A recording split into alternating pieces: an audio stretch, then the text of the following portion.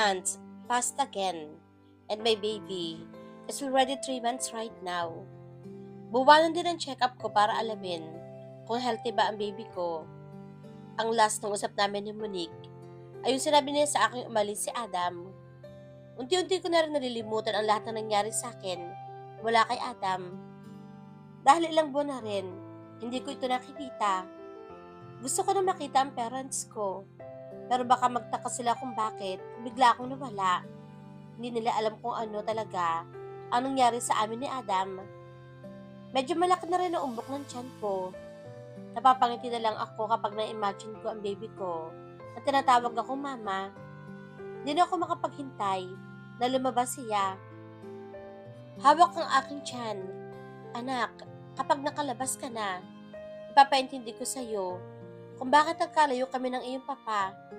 Alam ko, magiging mabait ka at matalino at maintindihan mo ako. Pagod na bumangon si Adam sa pagkakahiga nito.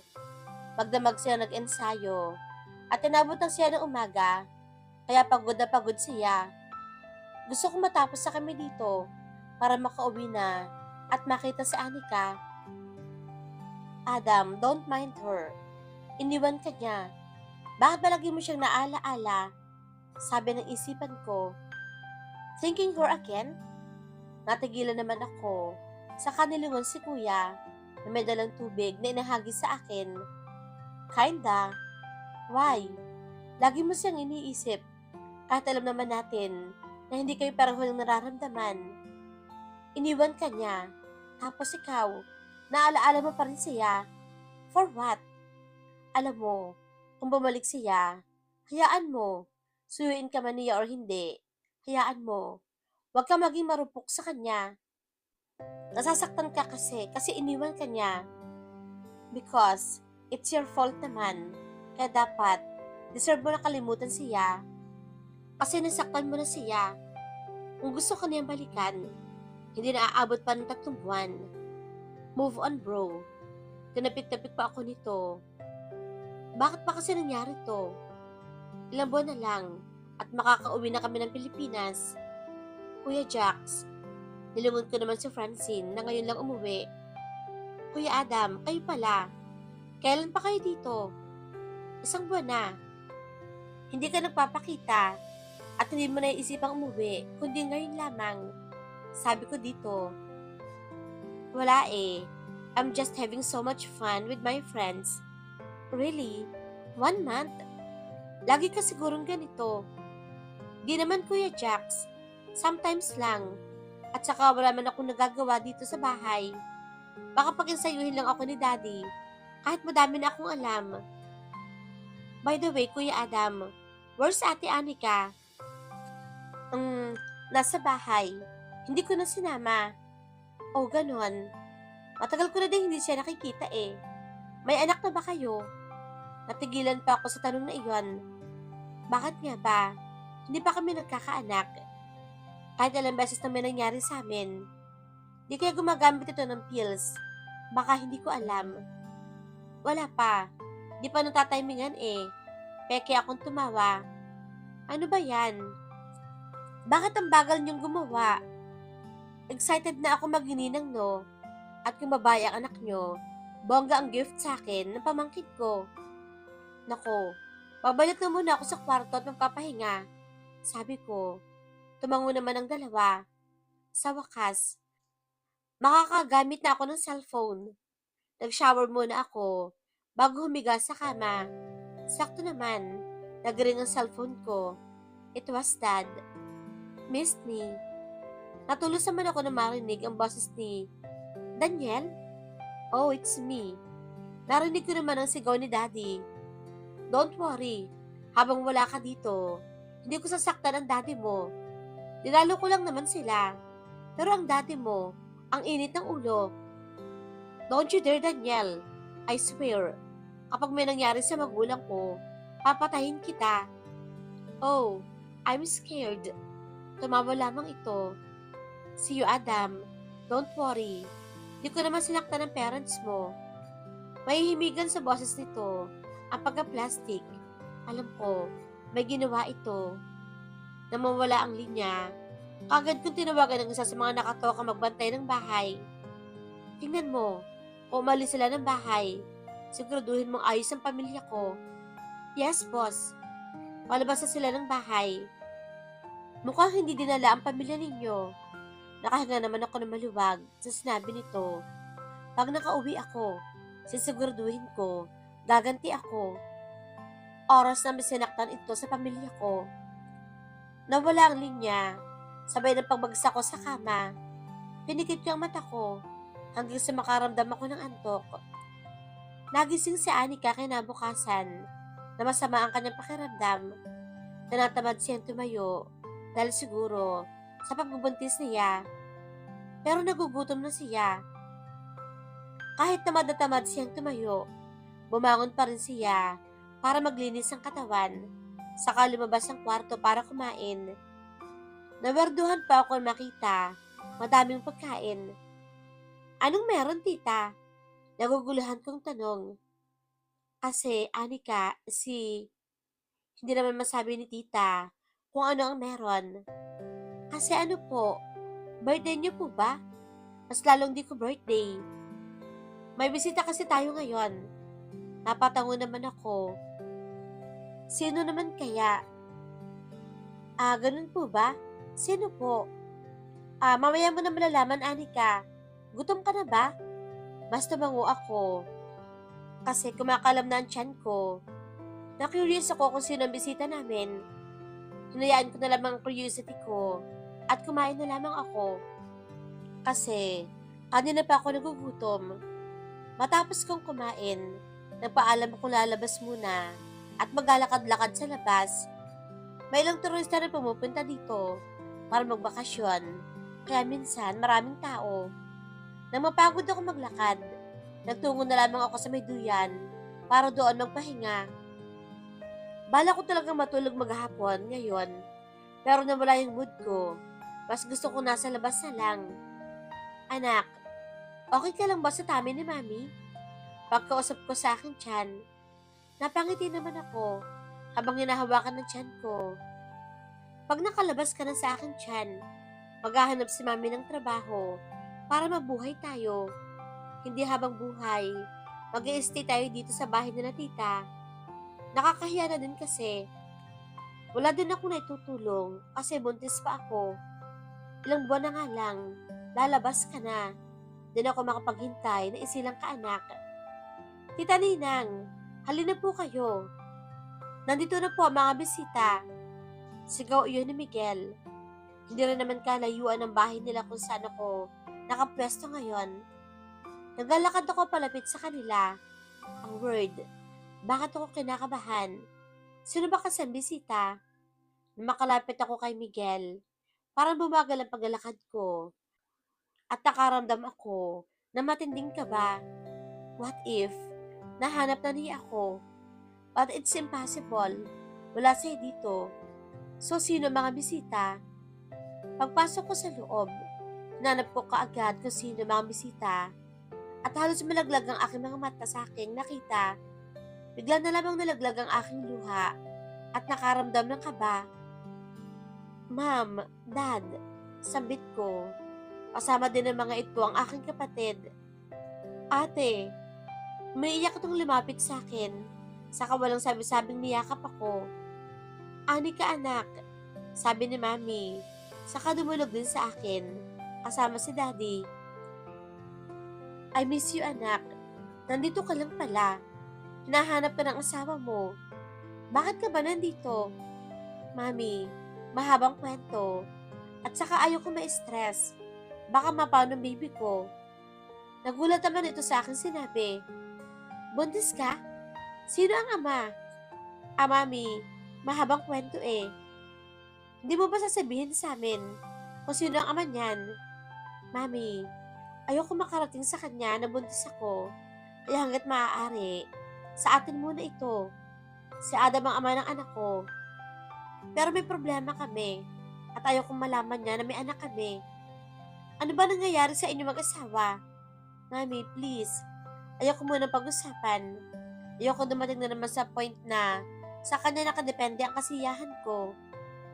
Natatakot na ako masaktan, Mami. Don't cry. Baka mapaano ang baby mo. Kung ano man ang inyong problema ng mag-asawa, pag-usapan nyo. Hiwalay na po kami, Mami. Iniwan ko na siya kasi pagod na ako sa pagtrato niya sa akin. Saka na natin ito pag-usapan. Ang mahalaga, dinalaw niyo ako dito. Kung ano man, anong nangyari sa inyo, hihintayin ko si Adam ang magsabi sa akin. At kapag hindi magandang dahilan, ako mismo ang maghihiwalay sa inyong dalawa. Maotoridad ang sabi ni Daddy. Seryoso siya sa kanyang sinasabi. Kapag sinabi niya, masaya akong makita ang aking pamilya at malaman na okay sila. Nagising si Adam gabi na at talipasan na siya ng gutom. Balak na yung lumabas ng bahay para mag-ikot-ikot lang. Pero tinatamad na din siyang lumabas kasi gabi na din. Lumabas siya ng kwarto at nakita ang kanyang kuya na may kausap sa cellphone. Yes, Dad. Bukas din. Uuwi na kami. Sabi ni kuya. Uuwi na kami bukas. Sabi ko sa aking sarili. Kuya, who's that? Nilungan naman ako ni kuya matapos ibulsa ang cellphone. Si Daddy. Kailangan na daw nating umuwi. May gagawin tayo. Alam na ba ni Tito na pinapauwi na tayo? Yeah. Kay Tito nang tumawag si Dad. Ready mo na ang gamit mo. Para aalis na lamang tayo bukas. Tumango naman ako. At nagtungo sa kusina. Nandun kaya si Anika. Namimiss kaya ako nito. Why, Adam? Bakit lagi mo siyang iniisip? Kasalanan mo kung bakit ka niya iniwan. Accept it. Palayain mo na siya. Kasi masasaktan lang siya kapag nasa tabi mo siya. At sigurado ako, sasaktan mo lang ulit ito. Pilit ko sinasabi sa sarili ko ang mga salitang iyon para makalimutan ko si Anika. But it's hard to erase her. Hindi ko kaya. Kinabukasan, lumipad din sina Adam pa uwi sa Pilipinas dahil pinapauwi na ng kanilang ama. Mas halong kaba naman ang nararamdaman ni Adam dahil hindi niya alam kung ano naghihintay sa kanya sa Pilipinas. Kung nandun na ba ang kanyang asawa na makalapag ang kanilang private plane sa Pilipinas, pakiramdam niya ay na-excite siya at gusto niya makita ang kanyang babaeng mahal. Pagkarating sa mansyon kung saan nakatira ang kanyang parents, iba pala ang kanyang makikita, ang pamilya ni Anika. Hindi ba kayo nahirapan sa biyahe? Agarang tanong ng kanyang mami. Nakaramdam naman ako ng kaba. Dahil sa tingin sa akin ng mga magulang ni Anika, what happened? Nandito ang magulang ng asawa mo, anak, at may nais silang sabihin sa iyo. What do you mean, ma'am? Naparito kami dahil gusto ko, hiwalayin mo na ang anak namin.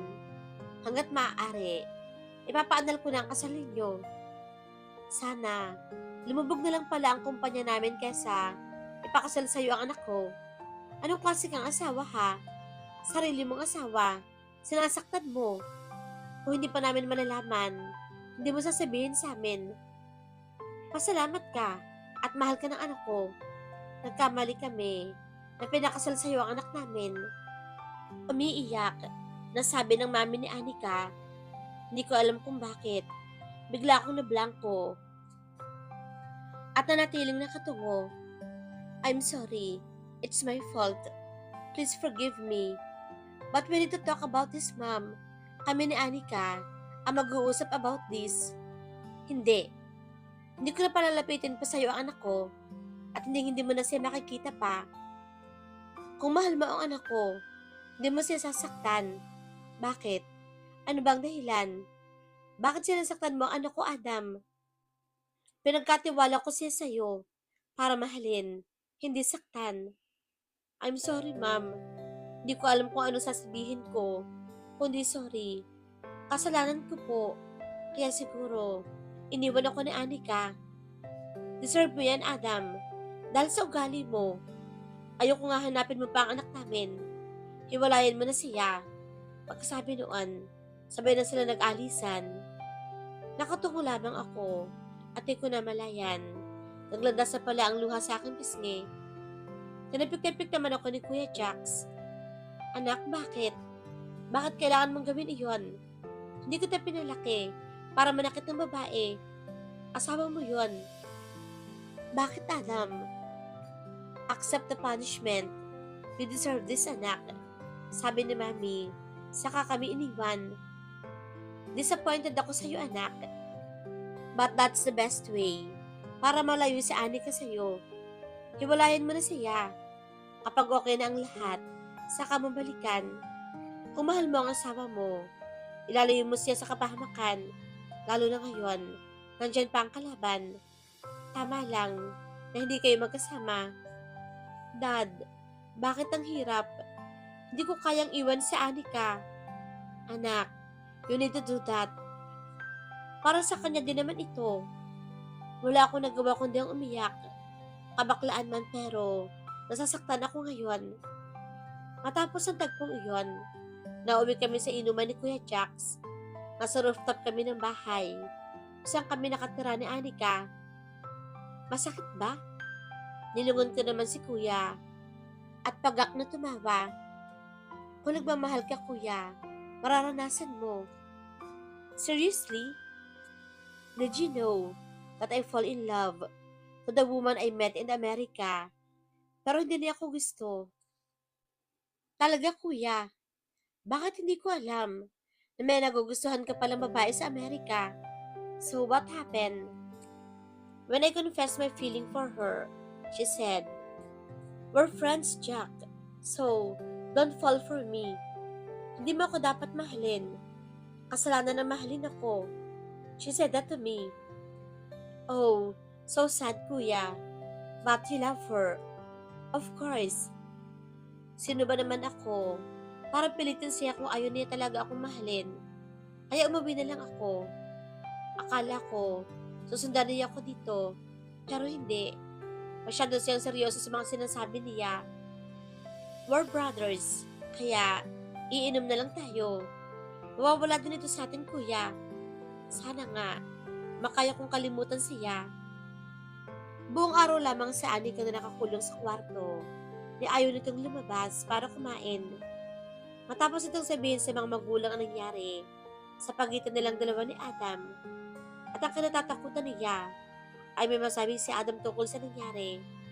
Kung bakit niya ba ako sinasaktan. Di na yun mahalaga sa akin. Ang mahalaga, nasabi ko na kung anong dahilan kung bakit ko iniwan si Adam. Natigilan ako. Isang araw akong halos hindi kumain.